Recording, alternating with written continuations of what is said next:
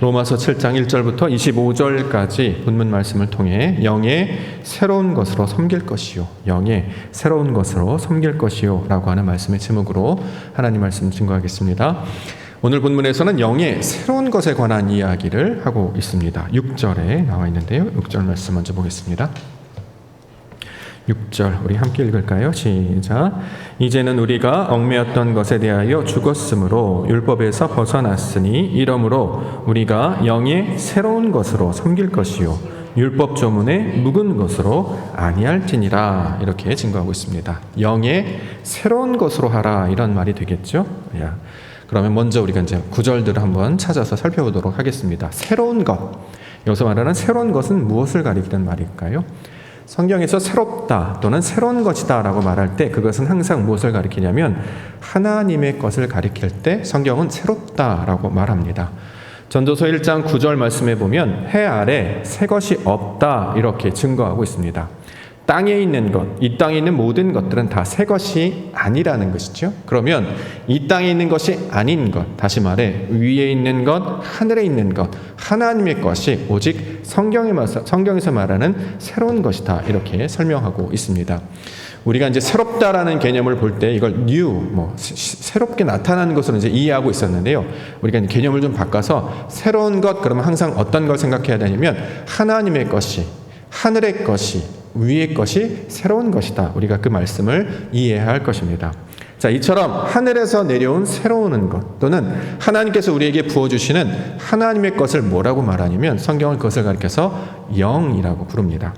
에스겔 36장 2절 26절 말씀에 보면 또 새 영을 너희 속에 두고 새 마음을 너희에게 주되 너희 육신에서 굳은 마음을 제거하고 부드러운 마음을 줄 것이다. 이렇게 증거하고 있습니다.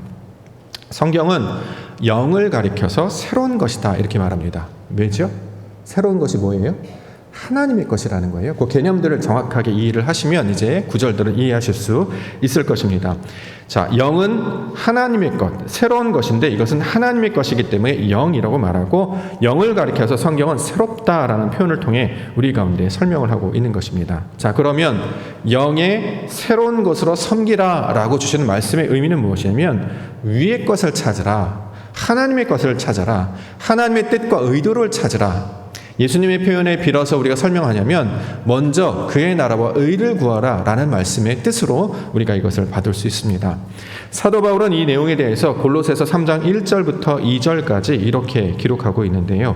그러므로 너희가 그리스도와 함께 다시 살리심을 받았으면 위의 것을 찾으라. 거기는 그리스도께서 하나님 우편에 앉아 계시느니라. 위의 것을 생각하고 땅의 것을 생각하지 말라. 이렇게 증거하고 있습니다.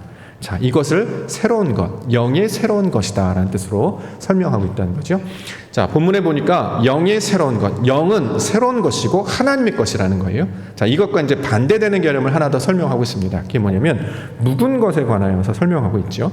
자, 새로운 것은 하나님의 것입니다. 그러면 묵은 것은 누구의 것을 가리키는 말일까요? 반대 개념이죠. 사람의 것을 가리킬 때 성경은 묵은 것이라 말하고 위의 것이 아니기 때문에 땅의 것을 가리킬 때 이걸 묵은 것이다 이렇게 표현한다라는 거죠. 사람의 것, 땅의 것을 가리킬 때 이걸 묵은 것이다 이렇게 성경은 비유하고 있습니다. 호세아서 10장 12절에 그 내용도 설명하고 있는데 너희가 자기를 위하여 공의를 심고 인애를 거두라. 너희 묵은 땅을 기경하라. 지금이 곧 여호와를 찾을 때니 마침내 여호와께서 오사 공의를 비처럼 너희에게 내리시리라. 자, 태초에 하나님이 천지를 창조하셨다라고 하는 선언으로부터 우리가 찾을 수 있는 개념은 하늘의 뜻이 땅에 이루어져야 돼요. 하나님의 것이 우리 안에 이루어져야 돼요. 그럼 땅의 것을 뭘 가리키는 말이라고요? 우리 마음을 가리키는 말이다 말씀드렸습니다. 사람의 마음을 가리켜서 땅이라고 이야기하고 이 사람의 마음을 땅의 마음이라고 설명하고 이것은 묵은 것이다 이렇게 얘기해요. 왜 묵은 것이냐면 앞으로 어떻게 해야 됩니까? 기경해야 하기 때문에, 경작해야 되기 때문에 이것들을 갈아엎어서 새롭게 하나님의 것으로 채워야 하기 때문에 사람의 마음을 허락하여 주신 것은 하나님의 것을 부어주시기 위해서 마련된 땅이라는 거예요. 자, 기경되기 전에 묵은 것인데 이것을 새로운 것으로 바뀌어질 것입니다. 그렇기 때문에 영의 새로운 것으로 바꿀 것, 자, 섬기라 이렇게 말씀하고 있는 거죠. 우리가 알고 있는 것처럼 사람의 마음은 돌 같아서 바뀌지 않습니다. 그렇죠? 아까 이야기했던 에스겔 36장 26절에 보면 굳은 마음이다. 딱딱한 마음이다. 이렇게 이야기하고 있기 때문에 이 사람의 마음은 육신이 가지고 있는 이 방향성, 이 본성은 절대 변화되지 않습니다. 어떻게 우리 마음이 좀 바뀔 수 있을까요? 어떻게 사람의 마음이 달라질 수 있을까요? 성경은 딱 한 가지 방법만을 얘기합니다. 하나님의 것만이 사람을 바꿀 수 있다는 거죠. 모든 수고와 노력으로 사람들이 그동안 열심히 노력해서 각종 철학, 문화, 예술, 정치, 사회, 경제, 문화 많은 것들 이야기했지만 이건 다 해 아래에 있는 것들이고 새 것이 아무것도 없는 것이고 사람의 것은 사람을 변화시킬 수 없는 것이고 오직 하나님의 것, 하늘의 것만이 사람을 변화시킬 수 있다. 이렇게 지금 이야기하고 있습니다. 그렇기 때문에 하나님의 것, 다시 말해 새 영만이 마음을 변화시킬 수 있는 것이다. 그러므로 영의 것으로, 영의 새로운 것으로 섬기라 이렇게 말씀을 가리키고 있는 것이죠. 땅의 방식, 옛사람의 방식을 버리는 것이어야 합니다. 하나님의 방식, 말씀을 따르는 방식, 자 이것을 따르는 것이 영의 새로운 것이다. 성경은 증거하고 있습니다. 에베소서 4장 22절부터 24절까지 말씀에 너희는 유혹의 욕심을 따라 썩어져가는 구습을 따르는 옛사람을 벗어버리고 오직 너희의 심령이 새롭게 되어 하나님을 따라 의와 진리의 거룩함으로 지으심을 받은 새 사람을 입으라. 같은 의미가 되겠죠. 영의 새로운 것으로 섬기라 라는 말이나 새 사람을 입으라 라고 하는 말이나 하나님이 주신 그 말씀의 사람들로 너희가 선택하여 변화되라 라고 하는 말이라 다 같은 말이다 라는 거죠. 하나님께서 저와 여러분들을 예배자로 부르셨고 저와 여러분은 교회로 불러주셨어요. 이제 뭐 하려고요? 이제 뭐 하라는 거죠? 새 사람이 되라는 거예요. 영의 사람이 되어야 된다는 거죠. 새 사람은 어떤 사람을 가리키는 말입니까? 나이는 계속 먹어가며 우리의 겉사람은 계속 늙어가는데요. 자, 성경에서 말하는 새 것은 무엇을 가리킨다고요? 하나님의 것을 가리킨다고요. 우리가 점점 하나님을 닮아가는 자로 바꾸실 거란 말이에요. 이 목적을 위해서 저와 여러분들을 택하셔서 부르셨다라는 것입니다. 그러므로 하나님의 사람으로 불러서 하나님의 사람으로 만들 것이니 무엇을 선택하라? 사람의 방식, 땅의 방식을 선택하지 말고 하나님의 방식, 하늘의 방식, 영의 방식을 따라야 한다. 이렇게 지금 가리키고 있는 말입니다. 이처럼 영의 방식을 따르는 자들을 가리켜서 성경은 뭐라고 하느냐? 로마라고 부른다고요. 이해가 되시죠, 이제? 로마서는 로마 교회를 향한 편지글이라는 뜻으로 우리가 받았습니다만 그것이 가지고 있는 영적 의미, 그 로마라는 말은 단순히 도시 이름을 가리키는 말이 아니라 로마, 세워진 자를 가리키는 말이에요. 우리가 사랑하심을 받고 입은 자들로 불러주셨잖아요. 그러니 너희가 어떻게 살아라? 어떻게 살아야 되느냐? 하나님의 말씀을 받은 자로서 살아가라. 그러니 옛 방식으로 살아가지 말고 세상 사람들이 말하는 세상의 방식을 따르지 말고 성경에서 말하는 하나님께서 너에게 가르쳐 주신 그 말씀을 따라 사는 자들이 되어야 된다. 이렇게 지금 이야기하고 있는 것이죠. 우리를 그렇게 새로운 자들로 만드시기 위하여 하나님의 사람들로 만드시기 위하여 저와 여러분들을 불러주신 줄 믿습니다. 그러므로 새로운 사람이 되기를 소망합니다. 여기서 말하는 새로운 사람은 하나님의 사람을 가리키는 말이에요. 세상 사람들은 이해할 수 없는 전혀 새로운 차원의 것으로 시간과 공간, 사람과 사건을 초월한 그 영원의 사람으로 바뀌는 것을 가리키고 있다는 말이죠. 그러니 세상에서 이것을 말하니까 이해를 하지 못하는 거예요. 지금도 잘 먹고 잘 살고 있는데 당장에 뭔가 필요한 거나 부족한 것이 없는데 왜 하나님의 사람이 자꾸 된다고 말을 하는 것인가? 성경이 사람의 지으심의 목적이 바로 그것을 가리키고 있는 것이고 이것을 깨어있는 자들, 이방인 중에서 특별히 그리스도의 것으로 부르신 자들에게만 이해할 수 있도록 말씀을 전해주셨기 때문에 이 말씀을 깨닫고 듣는 자들은 아멘으로 화답하면서 그것에 반응하며 살아가게 된다라는 것입니다. 오늘 주신 말씀, 영의 새로운 것으로 섬기라고 하셨구나, 위의 것을 따르라고 하셨구나, 하나님의 것을 따르라고 하셨구나. 그러므로 이제 옛습관, 옛사람의 것을 벗어버리고 하나님의 방식을 따르는 자 되기를 원합니다. 이렇게 소망하시며 말씀을 붙잡고 하나님의 나라, 사람으로 살아가시는 우리 믿음의 성도와 교회가 되기를 소망합니다. 자, 그러면 어떻게 해야 영의 새로운 것을 섬기는 자로 살아가는가? 다시 말해 로마라고 하는 사람의 모습으로 살아가는가? 어떻게 하면 우리를 부르신 하나님의 백성으로 살아가는 것이 되는가? 그 내용을 알아야 우리가 그걸 채워 넣을 수 있지 않겠습니까? 그렇죠? 어느 길로 가야지, 무엇을 봐야 하는지, 무엇을 추구해야 되는지를 우리가 알아야 그것을 쫓아가기 때문에 성경의 말씀을 통해서 우리 한 가지씩 살펴보고자 합니다. 첫 번째 주시는 말씀은 하나님을 위하여 열매를 맺어야 한다 이렇게 증거하고 있습니다. 7장 4절과 5절 보겠습니다. 로마서 7장 4절과 5절입니다. 함께 읽겠습니다. 시작.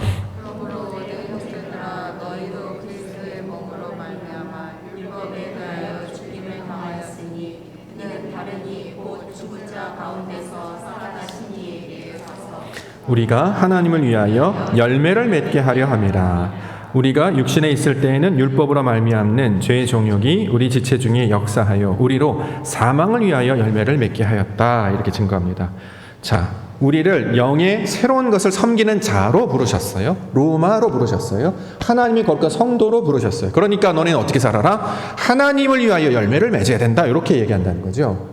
지금까지는 우리는 어떻게 열매를 맺고 살았다는 거예요? 하나님을 위하여 열매 맺는 삶이 아니고 땅에 있는 열매를 위하여 살았다는 거예요. 땅이 뭘 가리킨다고요?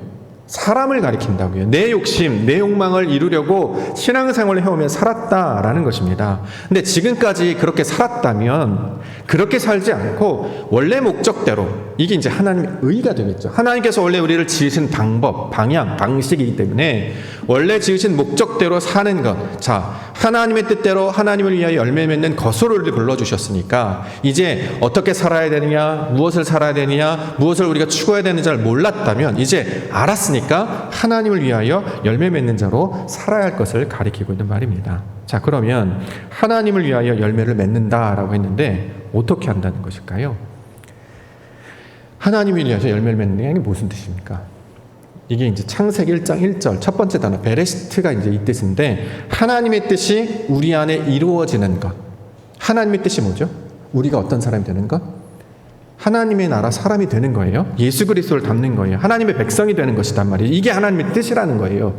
우리가 하나님을 알고 하나님의 사랑이 무엇인지를 깨닫고, 아, 이게 바로 하나님이구나, 아, 이게 바로 하나님의 사랑이구나, 그러니 그걸 원하는 사람이 되어야 된다는 거예요. 그러면 내 안에 뭐가 채워져요? 하나님의 것이 채워져요. 그걸 열매 맺었다 이렇게 얘기한다는 거죠. 땅이 씨와 비를 물을 받아서 뭔가 이렇게 자라서 열매를 맺는 것처럼 우리가 땅이에요. 말씀을 받고 이른 비 늦은 비를 받아서 하나님 것들로 채워지면 열매를 맺게 되는데, 그 열매는 다른 것이 아니라 하나님을 아는 지식, 하나님을 알아가는 그 성품들로 채워지는 것을 가리키고 있는 말입니다. 한마디로 이야기하면 하나님께 경배하고 그를 섬기는 자가 되는 것, 이걸 우리가 이제 보통 성도라고 부르잖아요. 교회의 목적이기도 하죠. 그런 자가 되는 것이 하나님을 위하여 열매를 맺는 일이다 설명하고 있습니다. 누가복음 4장 8절에 예수께서 대답하여 이르시되 기록된 바 주 너의 하나님께 경배하고 다만 그를 섬기라 하였느니라. 어떤 부분이죠? 사탄 마귀가 예수님을 시험했을 때 부분이잖아요. 그래서 사탄 마귀가 예수님을 시험할 때 제시했던 것들이 있었습니다. 첫 번째가 돌을 떡으로 변하게 하거나, 또는 성전 꼭대기에서 뛰어내려라, 그러면 천사들이 와서 널 지켜줄 거야 라고 시험하거나, 또는 천하만국의 권위, 천하만국의 영광이 있으니 이걸 좀 얻어라 네가, 이런 것들로 사탄 마귀가 시험했다란 말이죠. 사람이 인생 가운데 태어나서 뭘 해야 되느냐?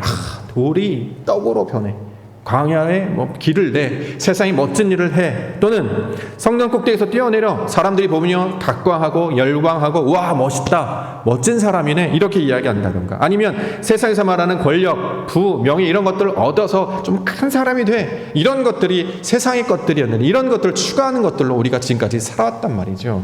자, 그런데 예수님께서 그 말씀을 듣고 나서 뭐라고 반응하셨는가? 예수님은 거기에 대해서 반응하지 않으시고 뭐라고 하느냐? 모든 것들을 거부하시고 마다하셨습니다. 그리고 하신 말씀이 뭐예요? 사람이 하는 일은 그런 일들을 하라고 이 땅 가운데 보내주신 것이 아니고 뭐예요? 하나님께 경배하고 다만 그를 섬기라라고 주셨다라고 말씀을 주신 것이죠. 이게 하나님께서 우리 안에 열매 맺기를 원하시는 뜻이라는 거예요. 우리가 하나님을 갈망하는 자가 되는 것, 우리가 하나님을 사랑하는 자가 되는 것, 이게 신앙의 목적이고 교회를 다니는 목적이어야 된다라는 것입니다. 그런데 우리가 이제 삶을 한번 돌아볼까요?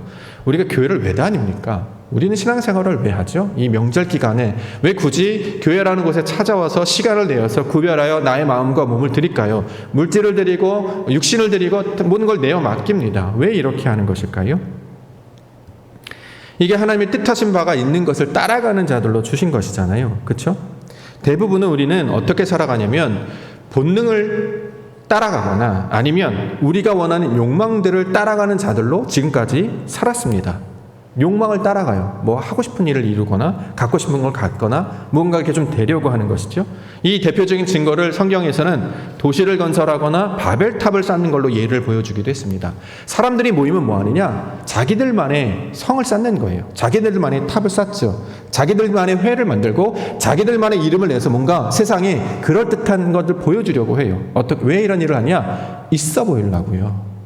내가 있어 보이려고 자꾸 이런 일을 하는 거예요. 그렇죠? 이런 일을 한다는 거죠. 그런데 성경은 그렇게 있어 보이려고 하는 모든 시도를 가리켜서 뭐라고 하느냐? 아무것도 아니다. 헛된 일이다. 이렇게 얘기한다는 거죠.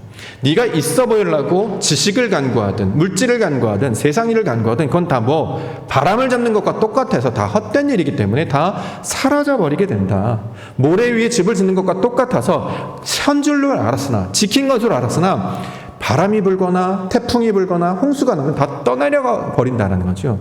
지금까지 인류 역사가 가지고 온 것 중에서 사람들이 만들어 놓은 것 중에서 지금까지 유지된 게 그렇게 많지 않다라는 거예요. 이게 다 사라져 버릴 것이기 때문에 이런 것들을 따라서 시간을 허비하거나 낭비하는 미련한 자, 우매한 자로 살지 말고 하나님께서 우리를 이 땅 가운데 왜 보내셨고 무엇을 위해 하라는 것인지를 제대로 알게 깨달았다면 하나님을 위하여 열매 맺는 자로 살아가는 것이 신앙의 본질이고 아버지의 뜻이다. 이렇게 말씀을 하고 있다라는 거죠.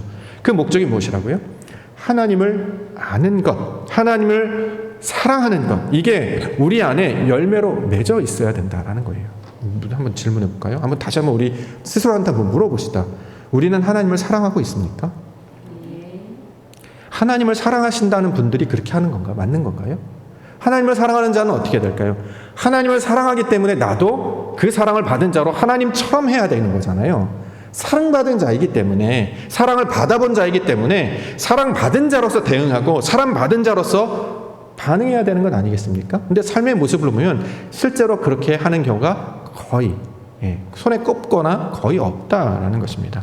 사도 바울은 그래서 하나님을 알지 못하거나 하나님의 사랑이 뭔지를 모르는 것을 가리켜서 뭐라고 하냐면 꽹과리 같다, 울리는 꽹과리 같다 이렇게 증거하고 있습니다. 고린도전서 13장 1절 우리가 잘 알고 있는 사랑장이라고 부르는 그 내용입니다.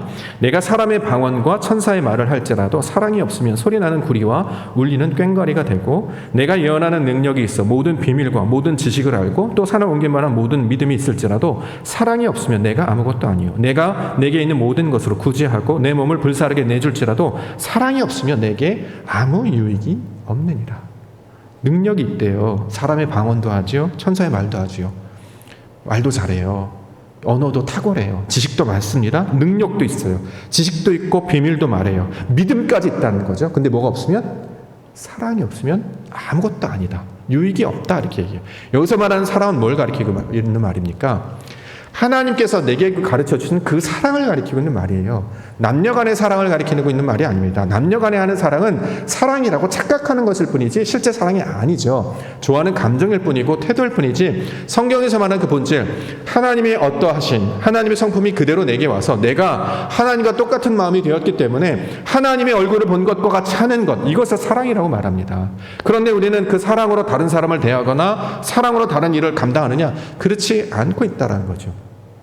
아무리 직업이 훌륭한들, 아무리 지식이 많은들, 아무리 능력이 많은들 내 안에서 하나님의 성품, 하나님은 사랑이시다라고 하는 그 사랑의 성품이 내 안에서 발견되지 아니하면 나는 뭐예요? 시끄러운 소음에 불과하다. 아무것도 아니다. 비어있는 것이다. 유익도 아무것도 없는 것이다. 지금 이렇게 이야기하고 있다라는 것입니다. 왜 그렇게 지금까지 살아왔느냐? 우리가 스스로 무엇을 위해서 이걸 쌓아왔냐면 하나님을 위하여 열매를 맺으려고 하기보다는 자꾸 내 것을 위하여 열매를 맺은 것에 더 마음을 두고 살았기 때문입니다. 내가 내 스스로를 지키기 위해서 쌓았던 건 뭐가 있습니까? 이력서 있잖아요. 이력서. 내 거 지키려고는 이력서. 커리어 있지요.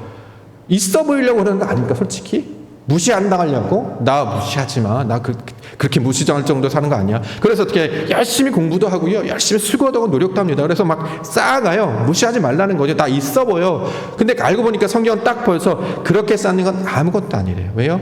힘든 일이 딱 벌어지면 다 드러난다는 거예요. 그것이 날 지켜줄 수 없어요. 내가 가진 지식, 내가 가진 이력서 한 줄, 내가 가진 어떤 능력, 재산이 나의 성품을 하나님의 것을 아는 것을 드러나게 하지 못한다라는 거죠. 힘든 일을 겪어보십시오. 저처럼 아파보십시오. 눈물이 나요. 아프니까 눈물이 나더라고요. 제가 요즘에 기도할 때마다 눈물이 나는데 처음에는 이제 좀 이상하게 생각했습니다만 요즘 이렇게 받아들이고 있습니다. 그동안 이렇게 마음이 좀 너무 차가워서 눈물이 없어서 좀 싱숭생숭했는데 몸이 아프고 나니까 눈물도 나고 기도도 좀 더 진지해지는 것 같고 그렇게 된다는 거죠. 하나님을 많이 안다고 생각했는데 내 안에 곡식 창고에 예를 들어서 뭐 이렇게 지갑을 열어봤는데 뭐 없어요. 집에 갔는데 뭐가 없어. 얼마나 허망합니까, 그렇죠? 그러니까 내가 뭔가 사람이 좋을 때는 정말 막 사랑합니다, 축복합니다. 또 컨디션이 좋을 때 괜찮아요. 모든 걸 다 할 수 있어요. 근데 몸도 아프죠. 가진 것도 없는 거 가죠. 힘들죠. 그러면 마음에서 좋은 게 안 나가더라고요. 근데 이게 나라는 걸 다시 발견하게 됩니다. 내가 공부 좀 많이 해서 내가 지적 수준이 높아갖고 힘든 일이 있어도 괜찮아, 잘 될 거야. 혹시 지갑을 열어봤는데 아무것도 없어요. 괜찮아, 믿음이 날 구원해 줄 거야. 이렇게 하지 않아요.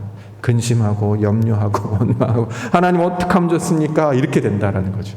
알고 보니까 내가 하나님을 아는 것이 아무것도 없었음을 깨달아 알게 됩니다. 자, 이러한 것을 경험하게 되면 내가 하나님 아는 사람 맞나?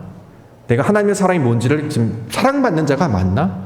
늘 불안해가지고 사랑 한 번도 못 받아본 사람처럼 늘 불안하고 염려하고 원망하고 불평하잖아요. 그 증거가 사랑이 없다라는 증거 아니겠습니까? 알고 보니까 안다고 했는데 몰랐구나. 사랑한다고 했는데 그렇지 않았구나를 깨닫는 것이었다라는 거죠.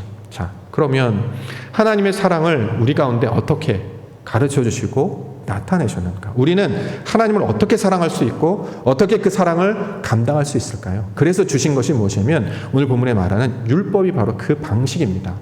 하나님께서 우리에게 율법을 주셨어요. 이걸 다른 말로 계명이라고 부르잖아요.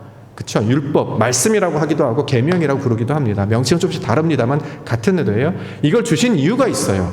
율법을 주셨어요. 계명을 주셨어요. 말씀을 주셨어요. 왜 주셨죠? 하나님의 사랑이 무엇인지를 깨달으라고 알라고 주셨죠. 근데 사람들은 그 말씀을 통해서 율법을 통해서 이게 바로 하나님의 사랑이다. 이걸 깨닫지 못하고 어떻게 해요? 율법을 스스로 잘 지키려고 엄청 애를 쓰며 살았다라는 것입니다. 9절부터 읽어볼까요? 13절.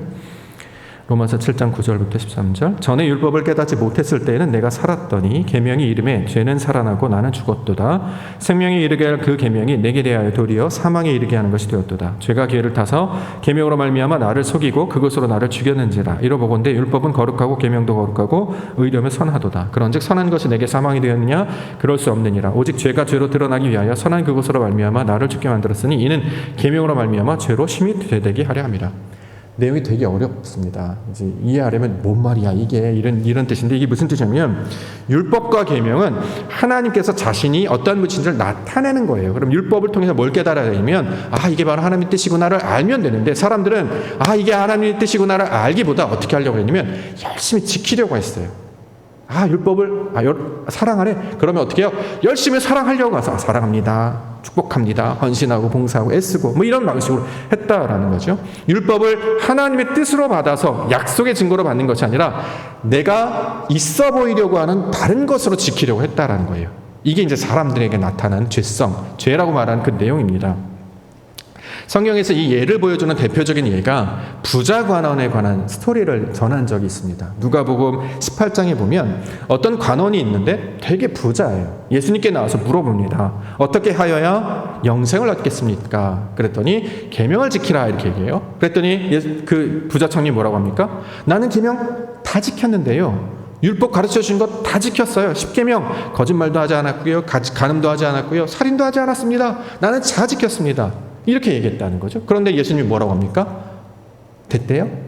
잘했대요? 아니에요. 한 가지 부족하대요. 여기서 말하는 한 가지 부족하는 건 하나가 부족하다는 뜻이 아니라 그 하나님의 뜻을 모른다 그 뜻이잖아요. 17절과 같은 뜻입니다. 네가 가지고 있는 그 모든 것을 통해 말씀하시는 하나님의 뜻을 알지 못하니 그것을 깨달아야 된다라고 예수님께서 말씀하셨죠. 그래서 주시는 방식이 뭐냐? 네가 가진 것을 다 팔아서 가난한 자들에게 나눠줘. 그리고 넌 나를 따르라 이야기했다라는 거죠. 그랬더니 그 청년의 반응이 뭡니까? 이해하지 않았어요. 근심하며 돌아갔다 이렇게 이야기합니다. 모든 것을 다 내어 팔라라고 하는 것은 자신의 방식을 사용하지 말라라는 것이었죠. 내게 주시는 지식, 내게 주신 환경, 이 모든 것들 통해 이 모든 것이 어디로 왔느냐? 이게 바로 하나님의 은혜였구나를 깨달았어야 되는데 깨닫지 못하고 자기 스스로 노력해서 얻은 것이라고 생각했습니다. 그러니까 어떻게 내려놓지 못했어요. 여전히 자신의 방식에 머물러 있었다라는 것입니다. 알고 보니까 자신의 방식을 취했던 사람은 한 번도 자신의 방식을 내려놓은 적이 없다라는 거죠. 전 이거 심각하게 저희한테 질문해 봐야 된다고 생각합니다. 우리가 거듭났다라고 말하고 그리스도인이라고 말하고 하나님의 백성이라고 말하는데 그러면 어떤 증거가 있으냐? 우리가 우리의 결정들, 우리의 방법들, 우리의 생각들을 내려놓은 적이 있었는가를 확인해야 된다는 거죠. 내 방식대로 하지 아니하고 하나님의 방식이었기 때문에 내 것을 포기한 적이 있었던가를 확인해야 합니다. 그것이 없었다면 우린 거듭난 사람이 아니라는 거예요. 우리가 거듭난 것으로 착각하고 있었을 뿐이지 열심히 순양한 신앙인의 모습, 종교인의 모습일 뿐이지 거듭나거나 하나님의 백성은 아니었다라는 거죠. 자, 율법을 가르쳐 주신 이유는 뭐냐? 율법을 딱 만났어요. 그랬더니 나 말씀도 많이 하는데 많이 지켰는데 이걸 깨닫는 것이 아니라 율법은 곧 하나님을 만나는 것과 똑같기 때문에 하나님을 만나고 나니까 뭘 깨달으냐? 내가 한 것이 아무것도 없었구나. 내가 이루었던 것이 아무것도 아니었구나. 이걸 깨달으라고 주셨다라는 거예요. 18절과 19절 보겠습니다. 내 속 곧 내 육신에 선한 것이 거하지 아니하는 줄을 아노니 원함은 내게 있으나 선을 행하는 것은 없노라. 내가 원하는 바 선은 행하지 아니하고 도리어 원하지 아니한 바 악을 행하는도다.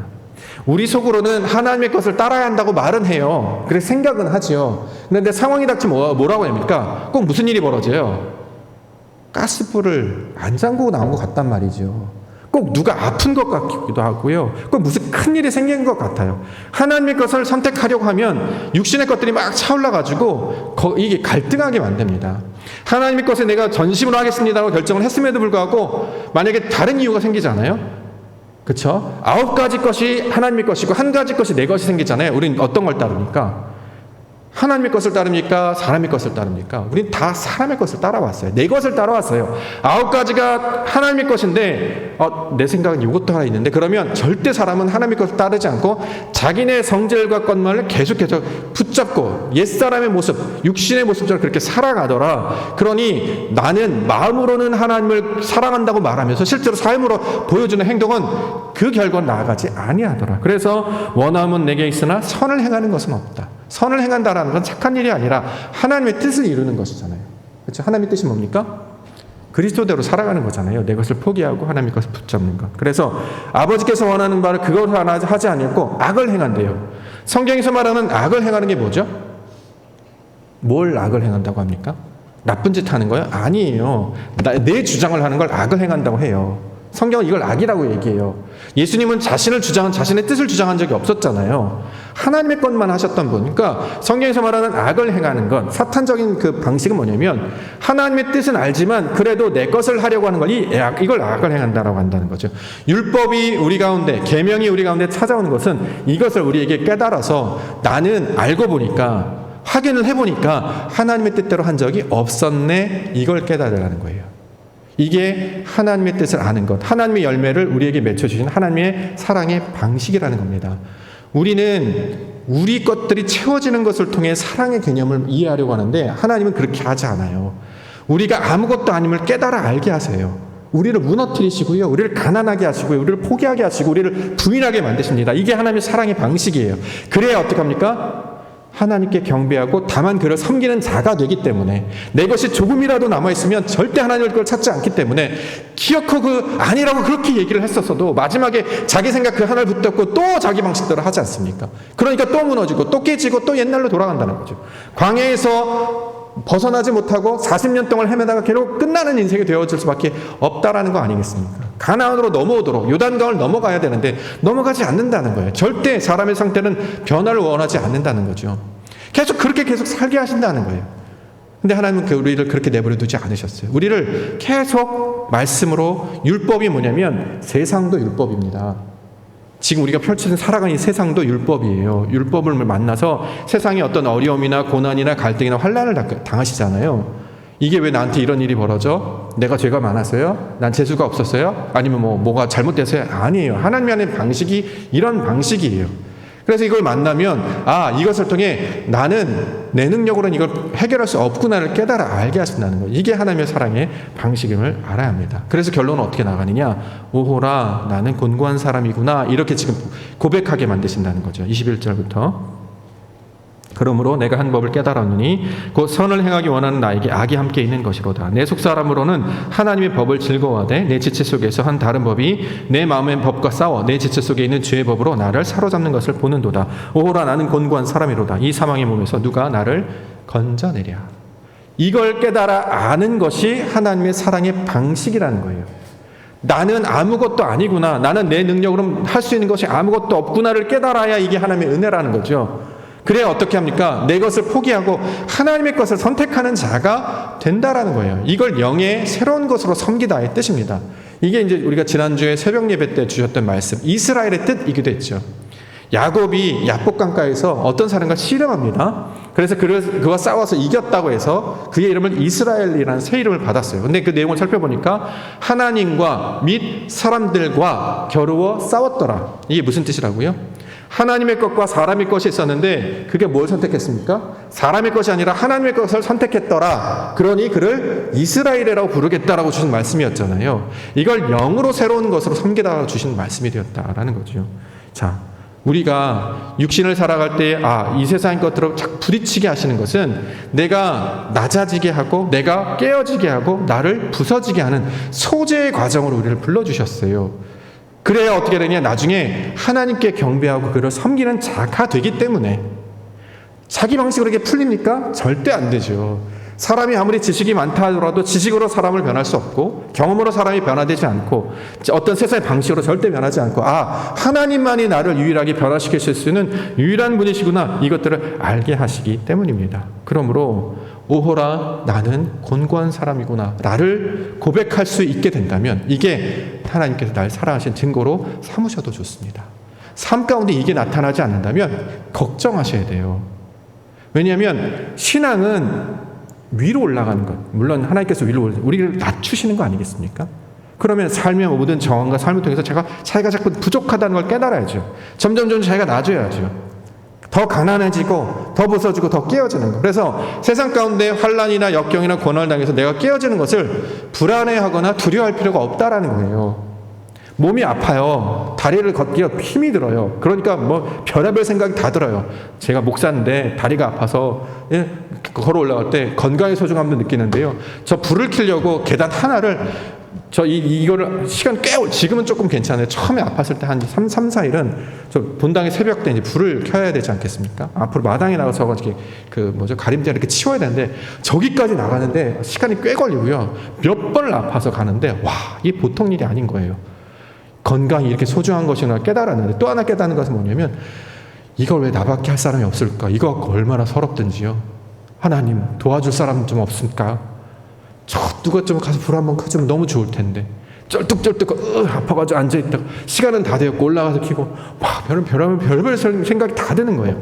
사람이 무너지고 나니까 내가 아무것도 아니구나. 그러면 건강을 주시는 것도 하나님이었고 지금 이 자리에 선 것도 하나님이 뜻이고, 그러면 이게 당황하거나 저주거나 슬픔의 과정이 아니라 무언가 하나님의 것을 선택하도록 아버지 것이 어떠한 것인지 깨달으러 주시는 과정이었다면 내가 하나님의 것을 찾겠습니다. 그러니 새 힘을 주십시오. 기도가 나오게 되고요. 기도하니까 절실하게 되고 눈물도 나오게 되고요. 눈물도 나니까 다른 사람이 왜 저렇게 아프게 기도하는가, 혹시 나의 도움을 필요한 사람은 없는가 이렇게 찾아보게 되더라고요.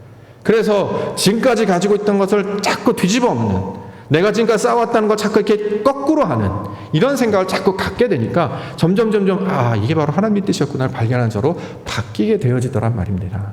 우리가 지난주에 60년을 보냈습니다. 옥토교 61주년. 사람의 나이도 60일이면 환갑이라고 해서 어른이 되는 거잖아요. 어른이 된다라는 게 무슨 뜻이냐면 돌보는 거 아니겠습니까? 품도 넓어지고 생각도 깊어지고 점점 소위 말하는 지혜자, 현자가 되어지는 과정이라고 본다고 하면 하물며 신앙도 믿음이 깊어지면 깊어질수록 생각의 폭도 넓어지고 감정의 폭도 넓어지고 함께 웃고 함께 울고 그가 말하는 것이 어떤 것인지를 알아야 되는데 한 번도 다른 사람의 생각의 입장에서 생각을 해본 적이 없는 거예요. 항상 내 거, 나만, 내 방식. 그러니까 다른 사람을 이해해 본 적도, 품어본 적도, 더 나아가 사랑해 본 적도 없다라는 거죠. 나한테 살아야 사랑하는 것이고 나와 다르면 다 미워하거나 무조건 나한테 나쁜 일로 생각한다. 또 항상 한 번도 내가 낮아본 적이 없어요. 우리가 어렸을 때부터 계속 교육받는 게 뭐냐면 자꾸 남들 위에 서는 법들을 세상은 자꾸 가르칩니다. 그렇죠? 너가 있어 보여야 돼. 넌 항상 그 위에 서야 돼. 이걸 늘 가르쳐서 배웠기 때문에 그게 맞는 줄 알았어요. 근데 신앙을 가져보니까 그렇게 살면 힘들어요. 자꾸 남 위에 서려고 하지 마십시오. 그러면 나중에 돌아올 것은 절망과 아픔밖에 없어요. 위에 서려고 하면 올라가는 게 아무것도 없어요. 정말 허망한 것입니다. 어떻게 살아가느냐? 자꾸 낮게 살아가야 되는 거죠. 내 위에 누가 있다. 남을 함께 낮도록 생각해야 된다는 거죠. 하나님께서 독생자 아들 예수로 우리 가운데 낮아오셨기 때문에 우리도 삶의 방식이 낮아져야 되는데, 낮아지기는 그저 자꾸 위로 올라가려고 하고 자꾸 드러내려고 하고 서려고 하고 있어 보이려고 한다는 거죠. 그런데 말씀을 보니까 내가 비워지고 깨지고 무너지고 낮추는 것, 이게 바로 영으로 사는 것이고 하나님의 뜻대로 사는 것이고, 그렇게 할 때 넌 어떻게 해가? 하나님께 경배하는 자, 그를 섬기는 자가 될 것이다. 이게 유일한 우리 신앙의 목적임을 다시 한번 가르쳐주고 있습니다. 우리가 이것들을 붙잡고 다시 한번 말씀을 새겨서 삶 가운데 적용하며 살아가는 우리 믿음의 교회가 되기를 원합니다. 놀랍게도 성경은 나의 것들을 포기하고 내려놓고 낮아지고 섬기면 하나님께서 그를 높이신다고 했어요. 하나님께서 높여주는 방식으로 가야 되지 않겠습니까? 그러니까 자꾸 우리는 우리 방식을 높이는 방식으로 살았으니까 우리 스스로 높아진 적도 없었고 높아지려고 하다가 깨진 적이 한두 번이 아니었잖아요. 그런데 말씀대로 우리가 그렇게 살아가도록 부르셨다는 거죠. 저와 여러분들을 그렇게 살아보라고 기회를 주신 것이에요. 그러면 우리가 이것을 잘 붙잡고 살아갈 때 그러면 하나님의 영광이 어떤 것인지를 가르쳐 주실 줄 믿습니다. 이미 우리 많은 믿음의 선배님들이 사실은 몸으로 많이 보여주셔서 제가 많이 보고 배우고 깨닫습니다. 이게 바로 권사님의 모습이었고, 이게 바로 장로님의 모습이었고, 이를 통해서 뭘 깨닫게 하셨구나. 그래서 저는 이 교회 넘어오면서 원래 가지고 있었던 목사는 이래야 돼, 뭐 이렇게 해야 돼, 이런 것들 많이 깨려고 해요. 자꾸 부서지고 내려놓으려고 합니다. 그럼에도 불구하고 여직도 부족한 것이 많은데 말씀으로 다시 주시는 위로는 또 새로운 방식, 또 하나님의 것을 찾아서 가자. 그러면 어떻게 해요? 낮아지고 깨지고 넘치고 섬기고, 그러면 어떻게 해요? 그가 우리를 높이실 것이다. 이렇게 약속의 말씀을 주고 있습니다. 이렇게 말씀을 줄 때에 우리를 하나님의 사람들로 다시 일으켜 세워주실 줄 믿습니다. 사람의 방식이 아니라 하나님의 방식, 바로 우리에게 본이 되시는 예수 그리스도의 방식을 따라서 아버지의 영광을 추구하며 살아가시는 진정한 하나님의 거룩한 백성들 되시는 우리 믿음의 성도님들과 제가 되기를 주의 이름으로 간절히 축원합니다. 기도하겠습니다. 거룩하신 하나님, 낮은 자를 불쌍히 여기시고 아버지께서 긍휼이 필요한 자에게 긍휼을 베푸시는 줄 믿습니다. 우리가 나의 뜻대로 나의 방식대로 살아왔던 자리에서 벗어나 이제 하나님의 것 찾아가게 하여 주시옵소서. 세상의 방식, 내게 유익한 방식이 아니라 오히려 내가 손해보고 낮아지고 엎드려질 때에 나는 고통스럽지만 그 과정을 통해 하나님의 영광을 드러내게 해 주셨습니다. 섬기는 자로, 아버지 낮아지는 자로, 아버지 하나님의 앞에 말씀을 듣는 자 되게 하여 주셨사오니 이 말씀 붙들고 사람의 육신의 그 묵은 것으로 하지 아니하고 하나님께서 주신 그 말씀의 새로운 것들로 주의 나라를 감당하는 우리 믿음의 성도와 교회가 되게 하여 주시옵소서. 거룩하신 예수 그리스도의 이름으로 간절히 기도합니다. 네.